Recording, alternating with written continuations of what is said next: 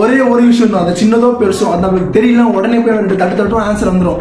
அதுக்கப்புறம் இன்னொருத்தவங்க சாட் ஜிபிட்டின்னு சொல்லிட்டு அவன் நம்மளாம் யூஸ் பண்ணிட்டோம், அதுவுமே கூட ஒரு லிமிட் தான். அந்த லிமிட்டுக்கு மேலே நம்ம அவனை யூஸ் பண்ணோம்னா நம்ம வந்து சப்ஸ்கிரிப்ஷன் மெம்பராக இருக்கணும். இவங்க ரெண்டு பேரும் வச்சு செய்வானு தெரியல. சைனால புதுசாக இருக்காங்க, அதுதான் டீப்சீக். என்னடா அது டீப்சீக் யாராவது உருவாக்கணும்னு கேட்டிங்கன்னா இந்த வீடியோ உங்களுக்கு தான். அந்த 100 days 100 சூப்பர் ஸ்டோர்ஸில் டே 14 நம்ம சைனாவில் லியாங் வென்ஃபன் சொல்லிட்டு பிறக்கிறாரு. இவர் என்னதான் அவரோட கரியர் ஸ்டார்டிங்கில் ஹெட்ஜ் ஃபண்ட் மேனேஜ்மெண்ட் ஒர்க் பண்ணியிருந்தாலுமே கூட அவர் ஏஐ மேலே இன்ட்ரெஸ்ட் இருக்க காரணத்தால் அதில் வந்து இறங்கலான்னு சொல்லிட்டு ஃபுல் டைம் இறங்கினாரு, ஃபுல் டெடிகேஷனோட.